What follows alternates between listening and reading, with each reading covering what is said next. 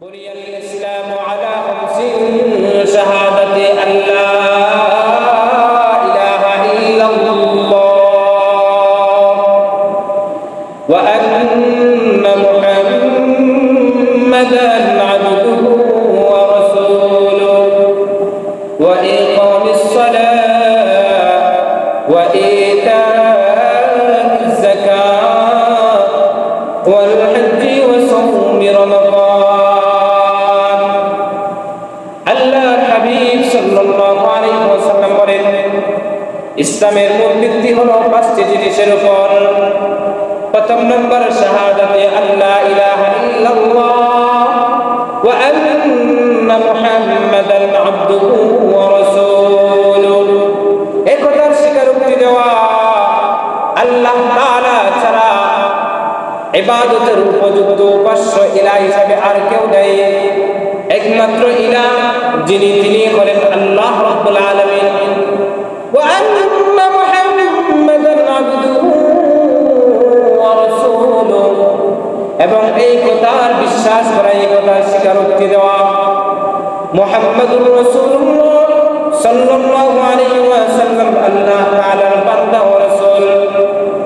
ওয়া ইকামিস সালাহ, দুই নম্বর হচ্ছে নামাজ আদায় করা, নামাজ কায়েম করা।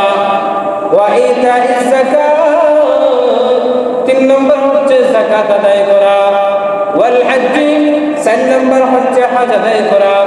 ওয়া সাওমি রমাদান, পঞ্চম নম্বর হচ্ছে রমাদান মুবারকের সিয়াম সাধনা করা। যেটা মানুষের মালের সাথে সম্পৃক্ত, আবার মানুষের শরীরের সাথে সম্পৃক্ত। এই ইবাদতের নাম হচ্ছে হজ। এই জন্য হজ আদায় করতে গেলে আপনার যেরকম শারীরিক সুস্থতার দরকার আছে, শারীরিক শক্তির দরকার আছে, ঠিক তদ্রুপভাবে আপনার মালের দরকার আছে। আপনার যদি শুধু শারীরিক সুস্থ থাকে কিন্তু মাল না থাকে, অথবা মাল আছে কিন্তু শারীরিক সুস্থতা নাই, তাহলে কিন্তু আপনার আমার জন্য হজ্জের ওই ফরজ বিধানকে আদায় করা কিন্তু সম্ভব হবে না। আল্লাহর হাবিব সাল্লাল্লাহু আলাইহি ওয়াসাল্লাম হজ্জের বিধানকে অনেকটাই গুরুত্বারোপ করেছেন, এমনকি নামাজের চাইতেও আল্লাহর হাবিব সাল্লাল্লাহু আলাইহি ওয়াসাল্লাম হজকে গুরুত্ব দিয়েছেন। নামাজ যেরকম ফরজ, হজও কিন্তু আমাদের উপর যাদের সামর্থ্য আছে তাদের উপর ফরজ। নামাজের চাইতে হজ কিভাবে গুরুত্বপূর্ণ, আল্লাহর হাবিব সাল্লাল্লাহু আলাইহি ওয়াসাল্লাম ওই জিনিসটা আমাদেরকে বুঝিয়ে দেন। আপনার আমার যদি কখনো কোনো সময়ে যদি নামাজ যদি কাজা হয়ে যায়, সঠিক সময়ে যদি আমরা আদায় করতে না পারি, তাহলে ওই নামাজটা কিন্তু হারাম মুক্ত ব্যতীত তিন সময় ব্যতীত যে কোনো সময়ে কিন্তু কাজা আদায় করা যায় কি যায় না? কাজা আদায় করা যায়। কিন্তু হজ হচ্ছে এমন এক বিধান, যেই বিধানটা যদি আপনার আমার সামর্থ্য থাকার পরেও যদি আমাদের ফৌত হয়ে যায়, আমরা যদি সঠিক সময় আদায় করতে না পারি, তাহলে দেখা গেছে যদি পরিবর্তিত সময়ে যদি আমাকে আদায় করতে হয়, তাহলে আরো একটা বছর আমাকে অতিবাহিত করতে হবে, অপেক্ষা করতে হবে। একটা বছর যখন অতিবাহিত হয়ে যাবে, আবার যখন জিলহজ মাস আসবে, হজ্জের সময় আসবে, তখন যদি আমার সামর্থ্য থাকে তাহলে আমি প্রস্তুতি গ্রহণ করতে পারবো। এমনও হইতে পারে ওই সঠিক সময় আদায় না করার কারণে পরবর্তী সময়ে হয়তোবা আমার জিম্মায়, আমার আন্ডারে হয়তোবা এই যে হজের যে যাকাতের যে খরচ, ওই খরচ পরিমাণ টাকা নাও থাকতে পারে। এমনও হইতে পারে আমি আগামী বছর বাঁচতেও না পারি। এই জন্য আল্লাহর হাবিব সাল্লাল্লাহু আলাইহি ওয়াসাল্লাম উম্মতদেরকে এই জিনিসটাই বুঝাইতে চান, উম্মতেরা রে, আল্লাহ রাব্বুল আলামিন এই সমস্ত বিধিবিধান তোমাদের উপর নাযিল করেছেন। সমস্ত বিধিবিধানের মধ্যে গুরুত্বপূর্ণ বিধানের নাম হচ্ছে হজ। সুতরাং যখনই তোমার সামর্থ্য হয়, তাৎক্ষণিকভাবে তোমরা হজ আদায় করে না।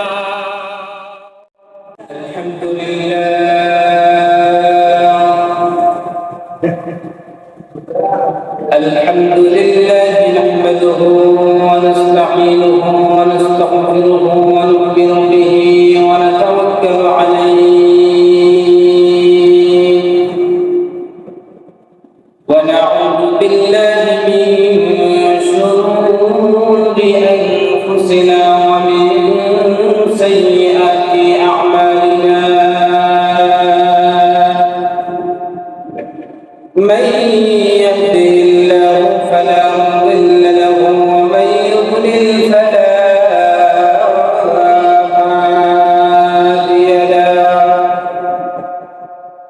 ونشهد أن لا إله إلا الله وحده لا شريك له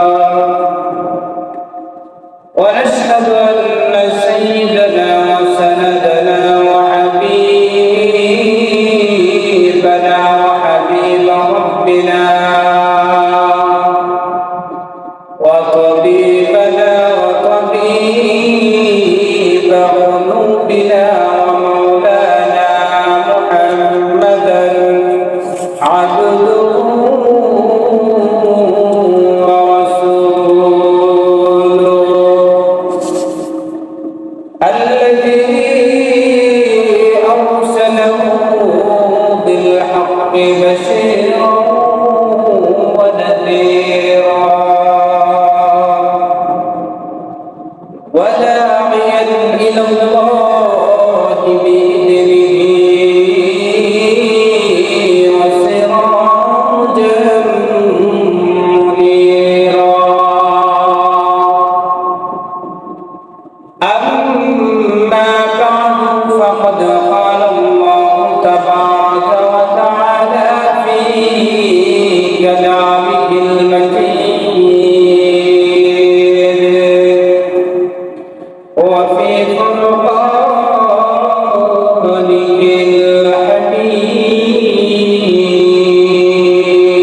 الحميد أعوذ بالله من الشيطان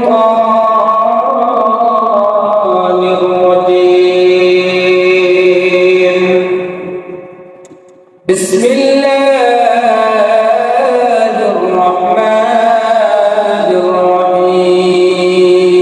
الرحيم وأذن في الناس بالحج يأتوك رجالا وعلى كل ضامر يأتين من كل فج عميق وعن أبي هريرة رضي الله تعالى عنه قال قال رسول الله صلى الله عليه وسلم يا أيها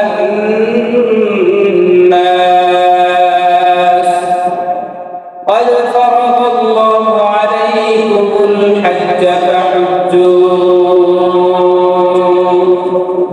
أو كما قال النبي عليه الصلاة والسلام صدق الله مولانا العظيم وصدق رسوله النبي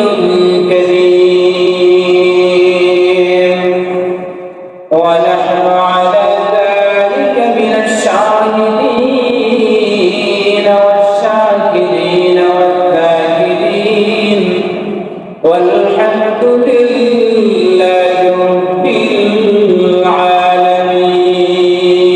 العالمين اللهم صل على محمد وعلى آل محمد كما صليت على إبراهيم وعلى آل إبراهيم إنك حميد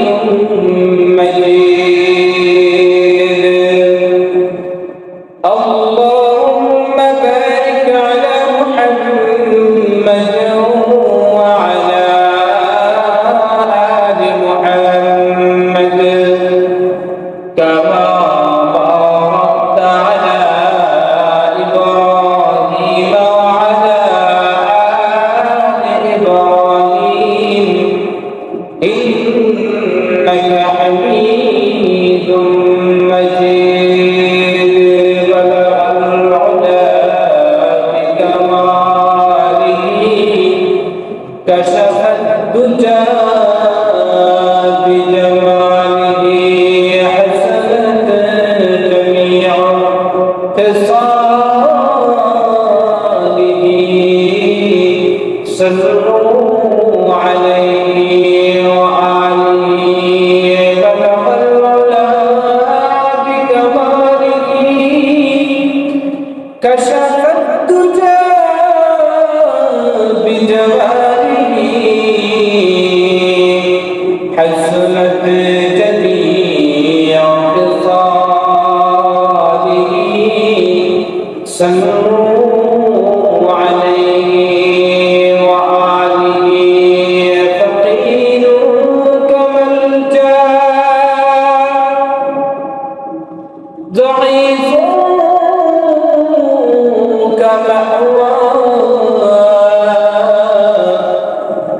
يتيم كوالي غلام كمولى بلغ العلا بكماله كشف الدجى بجماله حسنت جميع خصاله صلوا عليه وآله ذو جواب مثال محمد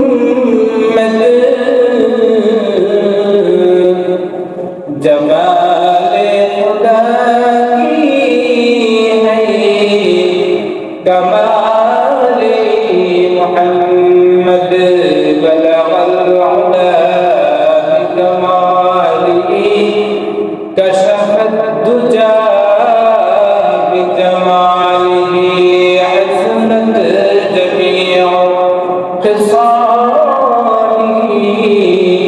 صلوا عليه وآله لا إله إلا الله لا إلا الله لا إله إلا الله لا إله إلا الله سبحان الله الحمد لله لا إله إلا الله لا إله إلا الله لا إله إلا الله سبحان الله الحمد لله لا إله إلا الله لا إله إلا الله لا إله إلا الله لا إله إلا الله محمد رسول الله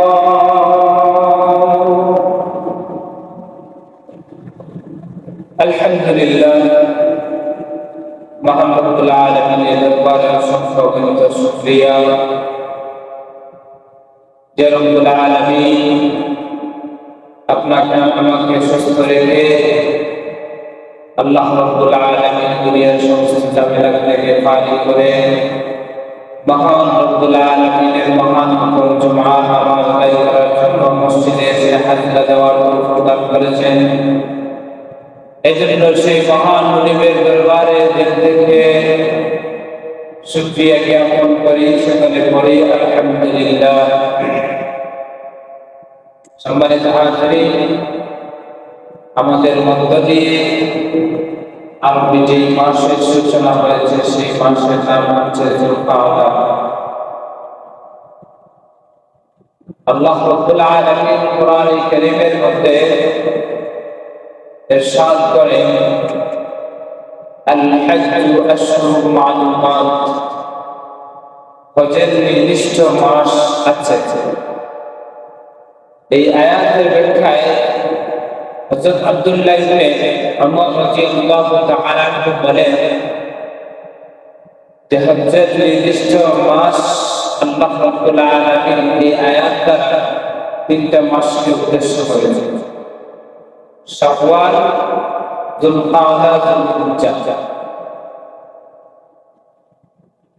আমরা সাধারণত দেখতে পাই, আমরা যুলহিজ্জা মাসের কিছুদিন আগে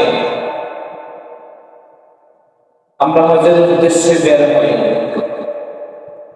হজের যে কার্যাবলী, সেই কার্যাবলীগুলো আমরা ৮ জিলহজ থেকে নিয়ে ১২ জিলহজ পর্যন্ত এই মোট ৫ দিনে আমরা সম্পাদন করে থাকি। এখানে আল্লাহ রাব্বুল আলামিন এই ৩ মাস হজের মাস উল্লেখ করার দ্বারা কি উদ্দেশ্য, বোঝানো কি উদ্দেশ্য? ওলামা হযরতগণ বলে, কোন একটি সময় মানুষের যাতায়াত, কেউ হয়তো বা পয়দলে হেঁটে যাতায়াত করত, আবার কেউ দেখা গেছে ঘোড়সওয়ার হয়ে আরোহণের উপর আরোহণ করে সফর করত। আজকে তো আমাদের বিজ্ঞানের উন্নতির সাধনের এই যুগে আমরা কিন্তু মুহূর্তের মধ্যে ৪-৫ ঘন্টা ব্যয় করে কিন্তু আমরা বাংলাদেশ থেকে শুধু আরব দেশ, আরব কান্ট্রির মধ্যে আমরা বুঝতে পারি। কিন্তু তখনকার সময়ে কিন্তু এরকম ব্যবস্থাপনা ছিল না। মানুষ পায়ে হেঁটে বাইতুল্লাহ ভ্রমণ করত, বাইতুল্লাহর হাতের উদ্দেশ্যে সফর করত। এই জন্য মানুষ এই সফর করতে গিয়ে কখনো কখনো দেখা গেছে ২ মাস ৩ মাস লেগে যেত। এই জন্য তারা রমাদান মুবারক শেষ হওয়ার পরেই সাথে সাথে হজের প্রস্তুতি শুরু করে নিল। হযরত আব্দুল্লাহ ইবনে উমর রাদিয়াল্লাহু তাআলা আনহু তিনি বলেন, আল্লাহ রাব্বুল আলামিন এই হজের মাস করে এই ৩ মাসকে উদ্দেশ্য করেছেন। আশহুরুল হুরুম, আল হজ্জ আশহুরুম মা'লুমাত, নির্দিষ্ট মাসটার উদ্দেশ্য হলো এই ৩ মাস। সুতরাং কেউ যদি শাওয়াল মাসে যদি ইহরাম বেঁধে ফেলে, আর কোনো কারণে যদি ইহরামটা যদি নষ্ট না হয়, আর ওই ইহরামের মাধ্যমে যদি হজ আদায় করে, তাহলে তার হজ আদায় হয়ে যাবে, যদিও তা মাকরুহ হবে। সম্মানিত হাজিরিন, আল্লাহ রাব্বুল আলামিনের এই কথা দ্বারা এই জিনিসটাই আল্লাহ রাব্বুল আলামিন বোঝাতে চাইলেন যে আদিকালে মানুষ অনেক আগ থেকে ২ মাস আগ থেকে হজের ব্যবস্থাপনা শুরু করত, হজের প্রস্তুতি গ্রহণ করত। সেই জন্য আল্লাহ রাব্বুল আলামিন ব্যাপকভাবে এই কথাটাই বলেছেন যে হজের মাস সমূহ হলো নির্ধারিত। সম্মানিত হাজিরিন, আমরা যেহেতু এই উন্নতি সাধনের এই যুগে এসে আমরা মুহূর্তের মধ্যে যেতে পারি, তবুও তথাপিও আমাদের আগ থেকে আমাদের প্রস্তুতি গ্রহণ করা দরকার। আমি যে হজের উদ্দেশ্যে বের হব, আমার সাংসারিক যত কাজ যেগুলো আছে, আমার ব্যবসায়িক কাজ যেগুলো আছে, ওইগুলো আমি আগে থেকে গোছানো শুরু করব। এই ২ মাসে আমি প্রস্তুতি গ্রহণ করব। আমি সবগুলা সাংসারিক কাজগুলো আমি সংক্ষেপ করে সমাধান করে, ব্যবসায়িক কাজগুলো আমি সমাধান করে একমাত্র দিলকে খালিস করে, খালিস নিয়তে দুনিয়ার সমস্ত ঝামেলা থেকে মুক্ত হয়ে আমরা বাইতুল্লাহর উদ্দেশ্যে, বাইতুল্লাহর হজের জন্য আমরা প্রস্তুতি গ্রহণ করব, রওনা করব। সম্মানিত হাজিরিন, আজকে আমরা হজের বিষয় নিয়ে, হজের গুরুত্ব তাৎপর্য সম্পর্কে আলোকপাত করার চেষ্টা করব। যেহেতু হজের সময়টা আমাদের সামনে, কিছুদিন পরে যারা হজের জন্য নিয়ত করেছেন তারা হজের উদ্দেশ্যে রওনা দিবেন। এই জন্য আমাদের এই বিষয়ে কিছু দিক নির্দেশনা, এই হজের গুরুত্ব সম্পর্কে আমাদের জানা থাকাটা দরকার।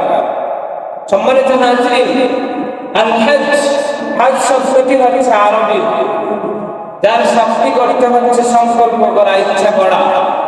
পরিভাষায় উলামায়ে কেরাম বলেন যে হজ হলো নির্দিষ্ট মাসে, নির্দিষ্ট দিনে, নির্দিষ্ট সময়ে, নির্দিষ্ট স্থানে কতগুলি কাজ শরীয়ত নির্দেশিত পদ্ধতিতে নির্দেশিত শরীয়ত নির্দেশিত পদ্ধতি অনুযায়ী আঞ্জাম দেওয়াকে হজ বলা হয়।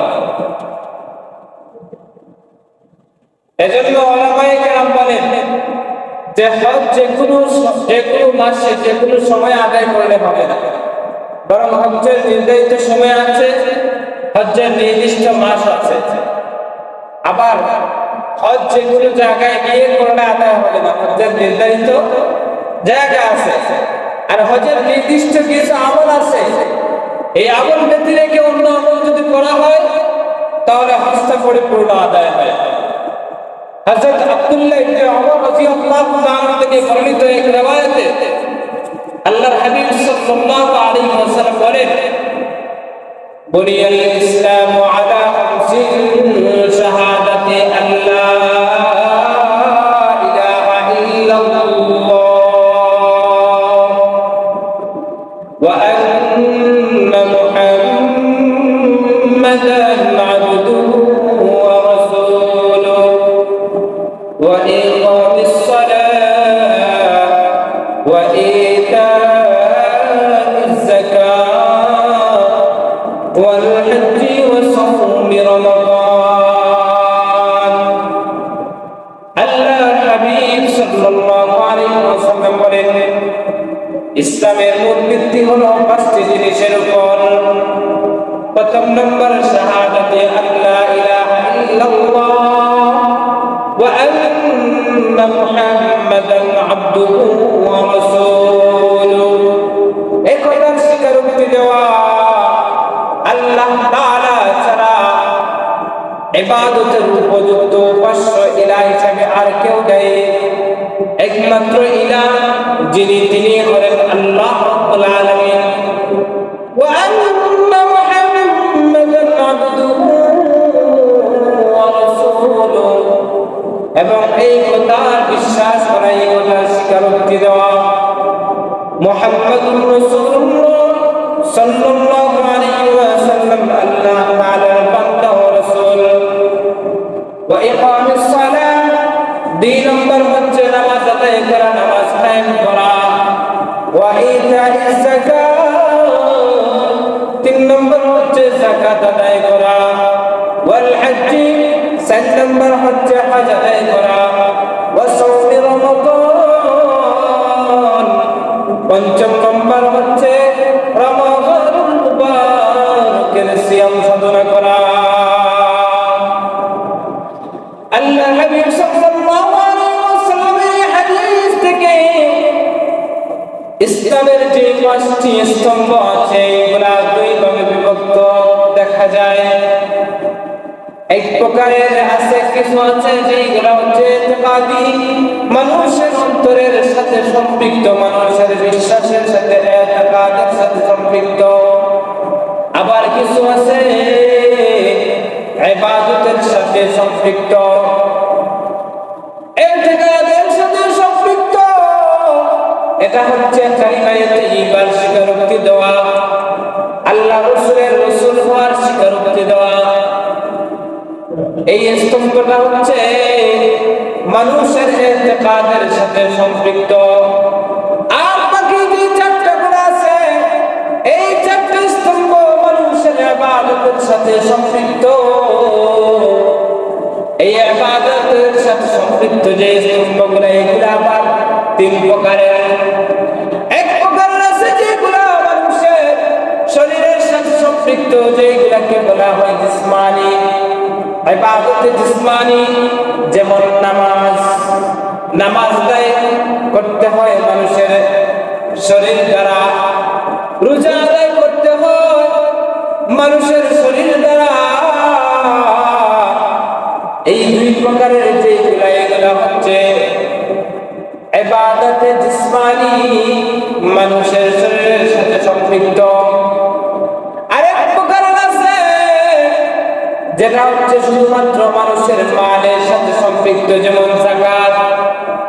যাকাতের যে স্তম্ভটা, যারা কোটিপতি, যারা ধনবান, যারা যাকাত ওয়াজিব হওয়া, যাকাত ফরজ হওয়ার পরিমাণ মালের মালিক, ওই সমস্ত ব্যক্তির উপর যাকাত আদায় করা ফরজ। এই স্তম্ভটা মানুষের শুধুমাত্র মালের সাথে সম্পৃক্ত, আরেক প্রকার আছে যেটা মানুষের মালের সাথে সম্পৃক্ত আবার মানুষের শরীরের সাথে সম্পৃক্ত। এই ইবাদতের নাম হচ্ছে হজ। এই জন্য হজ আদায় করতে গেলে আপনার যেরকম শারীরিক সুস্থতার দরকার আছে, শারীরিক শক্তির দরকার আছে, ঠিক তদ্রুপভাবে আপনার মালের দরকার আছে। আপনার যদি শুধু শারীরিক সুস্থ থাকে কিন্তু মাল না থাকে, অথবা মান আছে কিন্তু শারীরিক সুস্থতা নাই, তাহলে কিন্তু আপনার আমার জন্য হজ্জের ওই ফরজ বিধানকে আদায় করা কিন্তু সম্ভব হবে না। আল্লাহ হাবিব সাল্লাল্লাহু আলাইহি ওয়াসাল্লাম হাদিসে পাকের মধ্যে হজ্জের বিধানকে অনেকটাই গুরুত্ব করেছেন, এমনকি নামাজের চাইতে আল্লাহর হাবিব সাল্লাল্লাহু আলাইহি ওয়াসাল্লাম হজকে গুরুত্ব দিয়েছেন। নামাজ যেরকম ফরজ, হজ কিন্তু আমাদের উপর যাদের সামর্থ্য আছে তাদের উপর ফরজ। নামাজের চাইতে হজ কিভাবে গুরুত্বপূর্ণ, আল্লাহর হাবিব সাল্লাল্লাহু আলাইহি ওয়াসাল্লাম ওই জিনিসটা আমাদেরকে বুঝিয়ে দেন।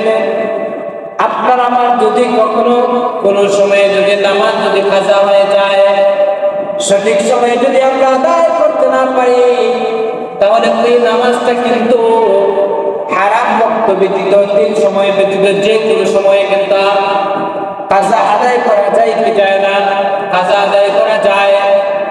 কিন্তু হজ হচ্ছে অনেক বিধান, যেই বিধানটা যদি আপনার আমার সামর্থ্য থাকার পরেও যদি আমাদের ফৌত হয়ে যায়, আমরা যদি সঠিক সময় আদায় করতে না পারি, তাহলে দেখা গেছে যদি পরবর্তীতে সময়ে যদি আমাকে আদায় করতে হয়, তাহলে আর একটা বছর আমাকে অতিবাহিত করতে হবে, অপেক্ষা করতে হবে। একটা বছর যখন অতিবাহিত হয়ে যাবে, আবার যখন জিলহজ মাস আসবে, হজ্জের সময় আসবে, তখন যদি আমার সামর্থ্য থাকে তাহলে আমি প্রস্তুতি গ্রহণ করতে পারবো। এমন হইতে পারে ওই সঠিক সময় আদায় না করার কারণে পরবর্তী সময়ে হয়তো বা আমার জিম্মায়, আমার আন্ডারে হয়তো বা এই যে হজের যে জাকাতের যে খরচ পরিমাণ টাকা নাও থাকতে পারে। এমন হইতে পারে আমি আগামী বছর বাঁচতেও না পারি। এই জন্য আল্লাহর হাবিব সাল্লাল্লাহু আলাইহি ওয়াসাল্লাম উম্মতদেরকে এই জিনিসটাই বুঝাইতে চান, উম্মতরা রে, আল্লাহ রাব্বুল আলামিন এই সমস্ত বিধিবিধান তোমাদের উপর নাযিল করেছেন। সমস্ত বিধিবিধানের মধ্যে গুরুত্বপূর্ণ বিধানের নাম হচ্ছে হজ। সুতরাং যখনই তোমার সামর্থ্য হয়, তাৎক্ষণিকভাবে তোমরা হজ আদায় করে নাও। তাৎক্ষণিকভাবে আমাদের হজ আদায় করতে হবে, কারণ বলা যায় না আমি কখন আমার আন্ডারে যে সম্পদগুলো আছে এই সম্পদগুলো কখন আমার হাত থেকে হাতছাড়া হয়ে যেতে পারে। আর যদি হাতছাড়া হয়ে যায়, তাহলে ওই যে হজ যার উপর একবার ফরজ হয় আর কিন্তু সাকিত হয় না, পরে আপনি গরিব হয়ে যান, ফকির হয়ে যান, কিন্তু আপনার জিম্মা থেকে হজের বিধান কিন্তু সাকিত হবে না।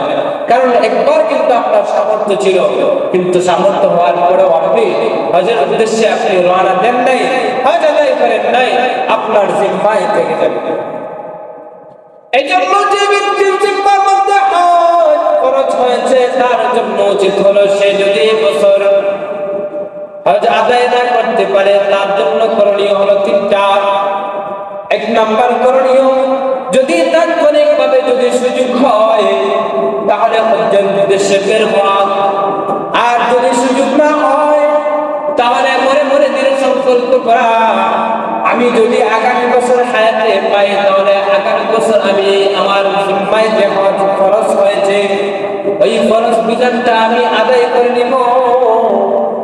আর যদি আল্লাহ না করুন, যদি এমন হয় আপনি যদি আগামী বছর যদি জীবিত না থাকেন অথচ আপনার জিম্মায় হজ ফরজ ছিল, আপনার জন্য উচিত হলো আপনার ওয়ারিস যারা আছে, আপনার সন্তানাদি যারা আছে, তাদেরকে ওসিয়ত করে যাওয়া যে বাবারা আমার উপর হজ ফরজ হয়েছিল, আমি সঠিক সময়ে হজ আদায় করতে পারি নাই, আল্লাহ না করুন যদি আগামী বছর আমি হায়াতে যদি না পাই, আমি যদি হজ আদায় করতে না পারি, তাহলে তোমরা নিজেরা বুদ্ধি হিসেবে অথবা কাউকে দিয়ে বুদ্ধি হিসেবে হজটা আদায় করে নিবা।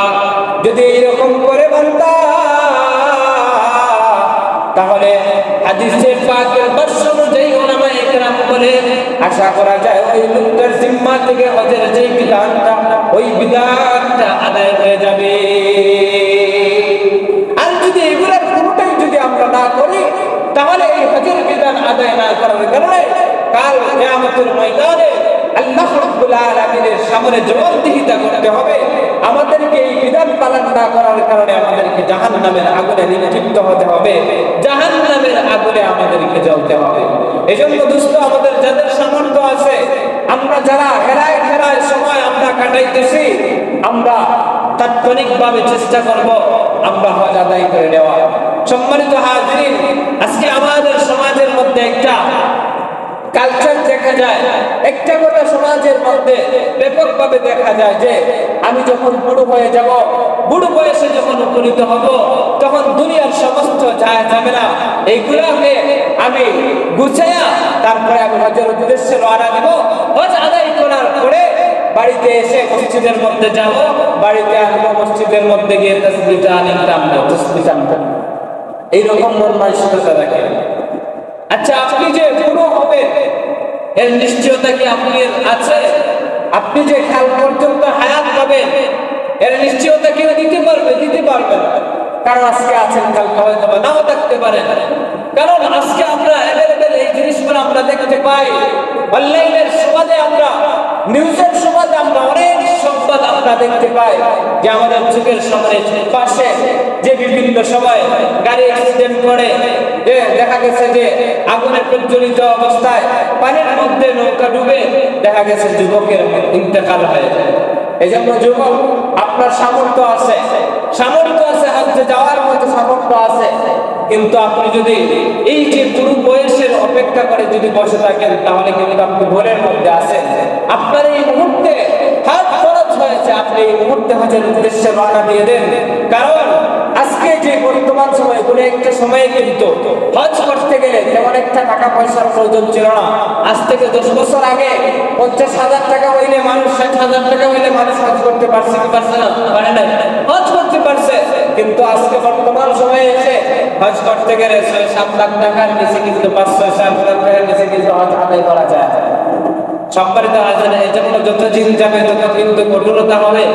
এই জন্য আপনি যেই সময় উপনীত হয়েছেন, এই সময় আপনার সামর্থ্য আছে, সাথে সাথে তাৎক্ষণিকভাবে আপনি হজের জন্য অ্যাপ্লাই করে রাখেন, তাৎক্ষণিকভাবে আপনি হজ আদায় করে নেন।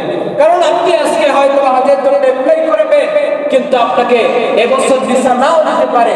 কারণ এইগুলো তারা কিন্তু প্রসেসিং করে, এই ধারাবাহিকভাবে সিরিয়ালভাবে তারা দিয়ে থাকে। এবছর না হতে পারে, হয়তো আগামী বছর হবে, এবং হইতে পারে 1 বছর 2 বছর আপনার পিছিয়ে যেতে পারে। এজন্য এখন আপনার সামর্থ্য আছে, এখনই আপনি হজের জন্য অ্যাপ্লাই করে রাখেন। সময় হয়ে গেলে, আপনার সুযোগ সুবিধা হয়ে গেলে আপনি সাথে সাথে হজ আদায় করে নেন। আবার অনেকেই বলে থাকে যে আমি তো ব্যবসা বাণিজ্য করতেছি, ব্যবসা বাণিজ্যটা কিছুটা গুছিয়ে নিয়ে নিলে তারপরে আমি হজ করবো। কারণ এখন যদি হজ করি তাহলে ব্যবসার মধ্যে 2 নাম্বারই করতে পারবো না, ব্যবসার মধ্যে 2 নাম্বারই করতে পারবো না।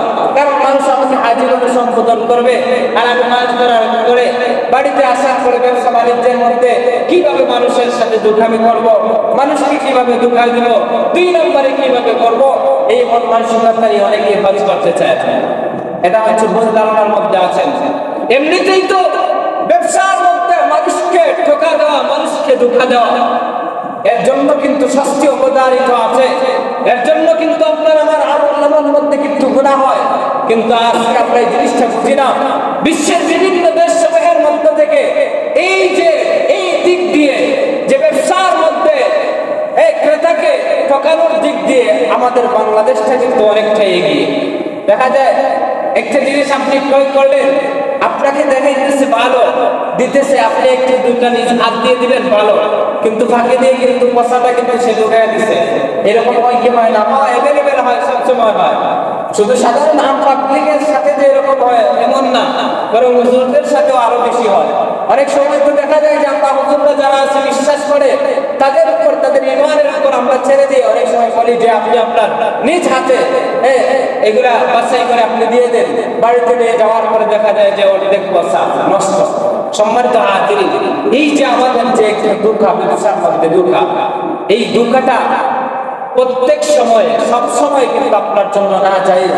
এর জন্য কিন্তু কাল হাসরের ময়দানে আল্লাহ রাব্বুল আলামিনের সামনে জবাবদিহিতা করতে হবে।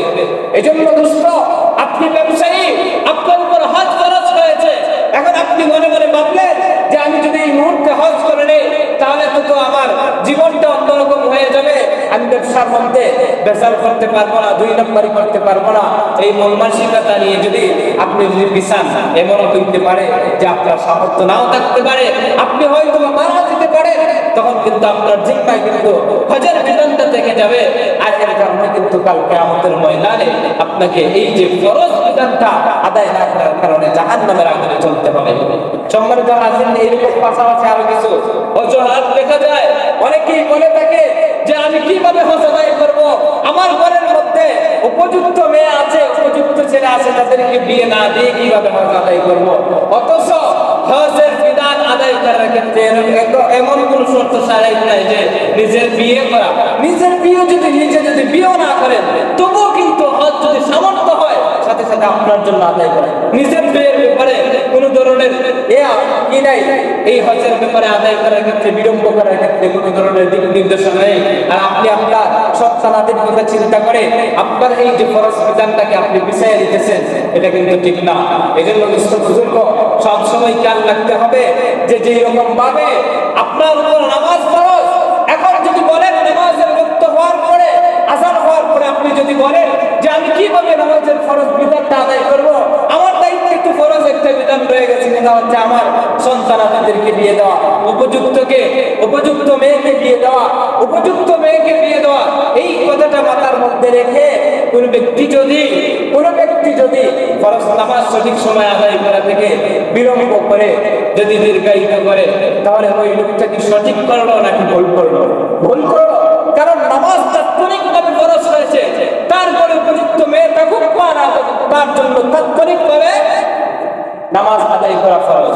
ঠিক তদ্রূপভাবে আপনার ঘরের মধ্যে উপযুক্ত সন্তানাদি আছে, হ্যাঁ মেনে নেওয়া যায়, সন্তানাদি আছে, আপনি বাবা হিসাবে, আপনি ভাই হিসাবে আপনার ঘরের আপনার সন্তানাদের বিয়ে দেওয়া আপনার উপর দায়িত্ব, কর্তব্য।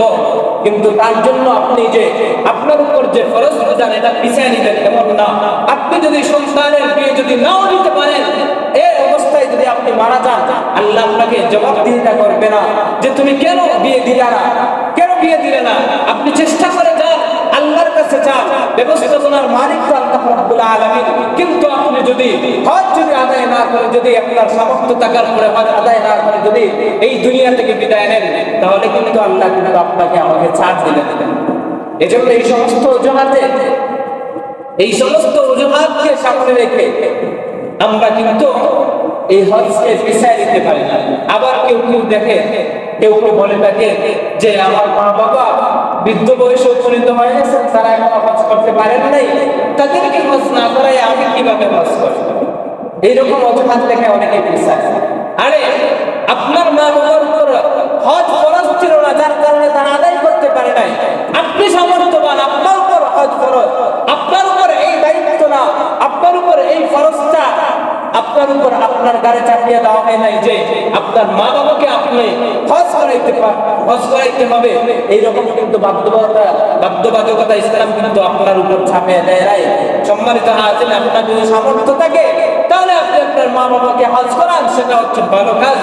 আর যদি সামর্থ্য না থাকে, শুধুমাত্র আপনার নিজের একাকী শুধু হজ্জে যাওয়ার মতো যদি সামর্থ্য থাকে, তাহলে কিন্তু আপনার মা বাবার কথা চিন্তা না করে আপনার নিজের চিন্তা করতে হবে।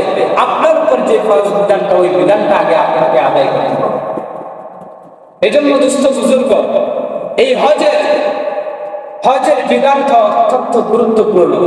হজের বিধান কেমন গুরুত্বপূর্ণ, আল্লাহর হাবিব সাল্লাল্লাহু আলাইহি ওয়াসাল্লাম এই হজ আদায় না করলে, বিলম্ব করলে একটা মানুষ যদি কেউ যদি তার সামর্থ্য আছে, তার টাকা পয়সা আছে, তবুও সে কি করে নাই, হজ করে নাই। আল্লাহর হাবিব সাল্লাল্লাহু আলাইহি ওয়াসাল্লাম বলেন, মান মালাকা যাদান ওয়া রাহিলাতান তুবাল্লিগু ইলা বাইতিল্লাহ ওয়া লাম ইয়াহজ্জা। আল্লাহর হাবিব সাল্লাল্লাহু আলাইহি ওয়াসাল্লাম বলেন, যে ব্যক্তির টাকা পয়সা আছে এবং তার বাহনও আছে, বাহনের ব্যবস্থা আছে, এই অবস্থায় সে যদি হজ্জের বিধানকে যদি আদায় না করে বাইতুল্লাহ পর্যন্ত যদি না পৌঁছায়, আল্লাহর হাবিব বলেন, ফালা আলাইহি আইয়ামুতা ইয়াহুদিয়্যান ওয়ালা নাসরানিয়া। ওই লোকটা ইহুদি অবস্থায় মারা যাক অথবা নাসারা অবস্থায় মারা যাক, আমি রাসূলের কোনো আফসোস নাই। অথচ আমরা জানি আল্লাহর হাবিব সাল্লাল্লাহু আলাইহি ওয়াসাল্লাম তার জীবনের শুরু থেকে নিয়ে শেষ পর্যন্ত এই উম্মতের জন্য কিন্তু ফিকির করে গেছেন। আজ পর্যন্ত রওজা শরীফের মধ্যে শায়িত অবস্থায় এই উম্মতের জন্য আল্লাহর হাবিব সাল্লাল্লাহু আলাইহি ওয়াসাল্লাম কান্নারত অবস্থায় আছেন।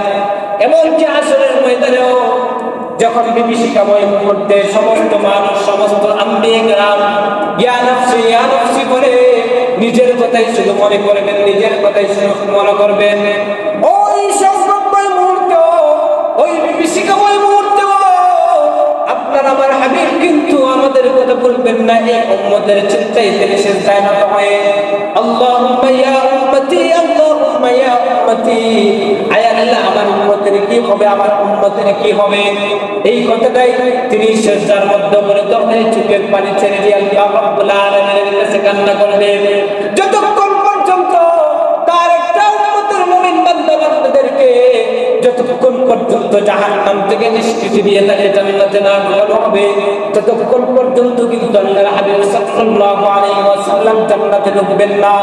সম্মানিত হাজিরিন, যে আল্লাহর হাবিব সাল্লাল্লাহু আলাইহি ওয়াসাল্লাম উম্মতের প্রতি এত দয়াশীল, কিন্তু হজের বিধান আদায় না করার ক্ষেত্রে ওই আল্লাহর হাবিব সাল্লাল্লাহু আলাইহি ওয়াসাল্লাম কত বড় এক কথা বলেছে যে আমার উম্মত যদি তার সামর্থ্য থাকার পরেও হজ না করে যদি সে মারা যায়, সে ইহুদি হয়ে মারা যাক, সে নাসারা হয়ে মারা যাক, আমি রাসূলের কোনো আফসোস নাই। নাউযুবিল্লাহ।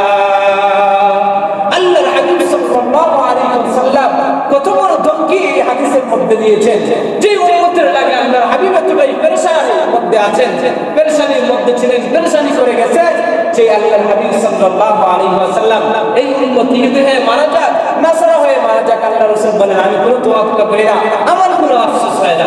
এইজন্য দোস্ত বুঝুন, এই হাদিস থেকে কি বোঝা যায়? হাদিস থেকে এই জিনিসটাই বোঝা যায় যে হজের বিধান অত্যন্ত গুরুত্বপূর্ণ একটা বিধান। এজন্য হজের বিধানটাকে আমাদেরকে সঠিক সময় আদায় করতে হবে।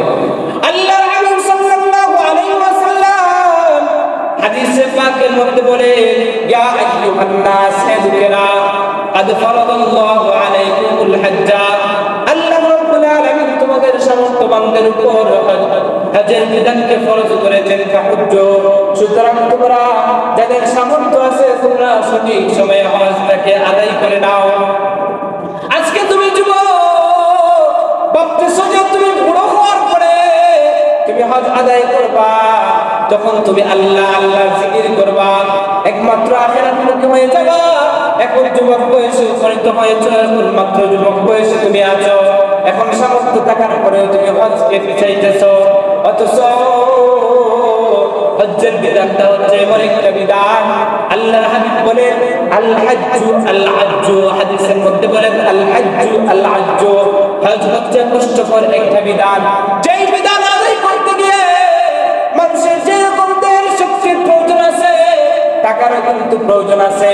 আজকে তুমি যুবক, তোমার দেহের মধ্যে শক্তি আছে, তুমি যদি আজকে তোমার হজ ফরজ হওয়ার সাথে সাথে হজের উদ্দেশ্যে তুমি যদি রওনা করে দাও, বান্দা তুমি যখন হজের যে বিধিবিধানগুলো আছে ওই বাইতুল্লাহর মধ্যে গিয়ে হজের বিধিবিধানগুলো তোমার দেহের মধ্যে যুবকের যে শক্তিটা থাকার কারণে তুমি প্রত্যেকটা বিধিবিধানকে সঠিকভাবে আদায় করতে পারবা, কারণ তোমার শরীরের মধ্যে শক্তি আছে। এই জন্য আল্লাহর হাবিব বলে আল হাজ্জু আল হাজ্জু, হজটা হচ্ছে কষ্টকর। আজকে সামর্থ্য আছে, আজকে শরীরের মধ্যে শক্তি আছে, সুতরাং তাৎক্ষণিক যুবক তুমি হজটা আদায় করে নাও, কারণ তুমি তোমার ওই শক্তি দিয়ে হজের বিধিবিধানগুলোকে পরিপূর্ণভাবে আদায় করতে পারবা। এমন একটা সময় আসবে তোমার শরীরের মধ্যে ওই যুবকের মতো যুবক সময়ের মতো শক্তি থাকবে না। ওই সময়টাতে যদি তুমি হায়াত যদি পেয়ে থাকো, সামর্থ্য যদি হয়ে যায়, যখন হজে যাবা তখন কিন্তু মানুষের ধাক্কাকে এক জায়গা থেকে অন্য জায়গায় গিয়ে কিন্তু হুজুরকে করবা। তখন কিন্তু তোমার জন্য ওই হজের বিধানটা পালন করা কষ্টকর হয়ে যাবে। হজের যে বিধিবিধান সঠিকভাবে আদায় করা তোমার জন্য সম্ভব হবে না। এজন্য বিভিন্ন দেশের মধ্যে দেখা যায় যে তাদের প্রথম কাজই হচ্ছে যে যুবক যখন যুবক বয়সে উপনীত হয়, তার যখন চাকরি বাকরি হয়ে যায়, টাকা পয়সা হয়ে যায়, তখন তারা গুরুত্ব দেয় সর্বপ্রথম হজকে। এরকম কিন্তু বিভিন্ন দেশের মধ্যে পাওয়া যায়। কিন্তু আজকে আমরা এই দিক দিয়ে বাংলাদেশের মানুষেরা পিছিয়ে আছি। দেখা যায় যে আমরা যুবক বয়সে অনেকেই টাকা পয়সা মারে, ব্যবসা বাণিজ্যের মধ্যে চাকরির মাধ্যমে আমরা দেখা যায় যে অনেক টাকা পয়সা উপার্জন করি। আমাদের সামর্থ্য থাকে, কিন্তু সামর্থ্য থাকার পরে সঠিক সময় আমরা কি করি না, যুবক অবস্থায় আমরা হজ আদায় করি না, বরং অপেক্ষা করি যে যখন আমি বৃদ্ধ হয়ে যাব, বুড়ো হয়ে যাব, তখন বাইতুল্লাহর উদ্দেশ্যে রওনা করি। আবার চাকরিজীবী যারা আছে তারা মনে মনে ইরাদা করে যে আমি তো এখন চাকরির মধ্যে আছি, যখন আমি রিটায়ার্ড পারসন হয়ে যাব, আমি যখন অবসর নিব, তখন হয়তো আমি কি করব, হজের উদ্দেশ্যে রওনা দেব। এই যে আমরা এই যে দীর্ঘ আশা নিয়ে আমরা বসে থাকি, এটা কিন্তু আমাদের জন্য ঠিক না। এজন্য যখন তাৎক্ষণিক সময় হয়ে গেলে সাথে সাথে আমরা হজ আদায় করে নিব। আল্লাহ রাব্বুল আলামিন কোরআনে কারীমের মধ্যে সূরা হজ্জের 27 নম্বর আয়াতের মধ্যে আল্লাহ রাব্বুল আলামিন বলেন, ওয়াআযযিম ফিন নাসি বিল হজ্জি ইয়াতুকা রিজালান ওয়া আলা কুল্লি দামিরিন ইয়াতিনা মিন কুল্লি ফাজ্জিন আমিক। আল্লাহ রাব্বুল আলামিন হযরত ইব্রাহিম আলাইহিস সালাতু ওয়াস সালামের মাধ্যমে বাইতুল্লাহ তথা কাবাকে নির্মাণ করানোর পরে আল্লাহ রাব্বুল আলামিন ইব্রাহিমকে আদেশ করলেন, ও ইব্রাহিম, তুমি দাঁড়ায়া মানুষের উদ্দেশ্যে হজের আযান দাও, হজের আদেশ করো, হজের আহ্বান করো। ইব্রাহিম আলাইহিস সালাতু ওয়াস সালাম আল্লাহ রাব্বুল আলামিনের কাছে পেশ করলেন, ও মাওলা কারীম, আমি তো এমন একটা মরুপ্রান্তরের মধ্যে আছি, যেটা হচ্ছে জনমানব শূন্যহীন একটা এলাকা। ওই এলাকার মধ্যে আমি যদি আযান দেই, হজ্জের আহ্বান যদি করি, তাহলে মানুষ তো আমি একজন সাধারণ মানুষের কণ্ঠের আওয়াজ তারা তাদের কান পর্যন্ত বুঝবে না। আমি কিভাবে তাদের কান পর্যন্ত হজের আহ্বানকে, হজের আযানকে পৌঁছায় দিব? আল্লাহ রাব্বুল আলামিন হযরত ইব্রাহিম আলাইহিস সালাতু ওয়াস সালামকে বললেন, ইব্রাহিম রে, তোমার দায়িত্ব হচ্ছে আযান দেওয়া, আর মানুষের কান পর্যন্ত পৌঁছায় দেওয়ার দায়িত্ব হচ্ছে আমি মাওলা কারীমের। হাদিসের মধ্যে, কিতাবের মধ্যে পাওয়া যায় হযরত ইব্রাহিম আলাইহিস সালাতু ওয়াস সালাম আল্লাহ রাব্বুল আলামিনের ওই আদেশ পালন করতে গিয়ে মাকামে ইব্রাহিমের মধ্যে দাঁড়ায় আমার কোনো বর্ণনায় পাওয়া যায় জাবালে আবু কুবাইস পাহাড়ের মধ্যে দাঁড়ায় ইব্রাহিম আলাইহিস সালাতু ওয়াস সালাম তার দুই কানের মধ্যে দুই শাহাদাত আঙ্গুল ঢুকায়া তিনি তার উচ্চ সুরে তার সামর্থ্য অনুযায়ী মানুষের জন্য হজের আদেশ দিলেন, ইয়া আইয়ুহান নাস কাদ ফারাদাল্লাহু আলাইকুমুল হজ্জা, হে লোকেরা, তোমাদের জন্য আল্লাহ রাব্বুল আলামিন হজ ফরজ করেছেন। তোমাদের যাদের সামর্থ্য আছে, আল্লাহ রাব্বুল আলামিন তার ঘর নির্মাণ করেছে, ওই ঘরকে দেখার জন্য, ওই ঘরের তওয়াফ করার জন্য যাদের সামর্থ্য আছে তোমরা আসো। হাদিসের মধ্যে, কিতাবের মধ্যে পাওয়া যায় ইব্রাহিম আলাইহিস সালাতু ওয়াস সালাম তার ওই মানুষের মুখ দিয়ে যে সাধারণ যে তার স্বাভাবিক আওয়াজ দিয়ে হজ্জের যে আযান দিয়েছিলেন, ওই শব্দটা আল্লাহ রাব্বুল আলামিন দুনিয়ার আনাচে কানাচে, এমনকি আলমে আরওয়াহের জগতে, আলমে আরওয়াহের জগতে যেই সমস্ত আত্মারা অবস্থান করতেছিল কিয়ামত পর্যন্ত, যেই সমস্ত মানুষ এই দুনিয়ার মধ্যে আসবে, প্রত্যেকের কানের মধ্যে আল্লাহ রাব্বুল আলামিন ইব্রাহিমের ওই হজের আযানকে তিনি পৌঁছে দিয়েছিলেন। সুবহানাল্লাহ। ওই ইব্রাহিম আলাইহিস সালাতু ওয়াস সালামকে আল্লাহ রাব্বুল আলামিন বলেন, ওয়াআযযিম ফিন নাস, ইব্রাহিম তুমি মানুষের মধ্যে আযান দাও, প্রচার করে দাও, মানুষের মধ্যে প্রচার করা আহ্বান করো, বিল হজ্জি, হজের, ইয়াতুকা রিজালান ওয়া আলা কুল্লি দামিরিন ইয়াতিনা মিন ফাজ্জিন আলীম। তোমার ওই আযান শোনার পরে মানুষ বিশ্বের দিক বিদিক থেকে তারা ছুটে আসবে। কেউ দেখা যাবে পয়দল হেঁটে, কেউ দেখা যাবে দুর্বৃষ্টির মধ্যে সওয়ার হয়ে হয়ে তারা ওই বাইতুল্লাহর জিয়ারতের উদ্দেশ্যে তারা কিন্তু আগমন করবে। আর আল্লাহ রাব্বুল আলামিন আমাদেরকে বারবার বলেছেন, আল্লাহ রাব্বুল আলামিন কোরআনে কারীমের মধ্যে বলেছেন, ওয়ালিয়াতাওয়াফু বিল বাইতিল আতীক।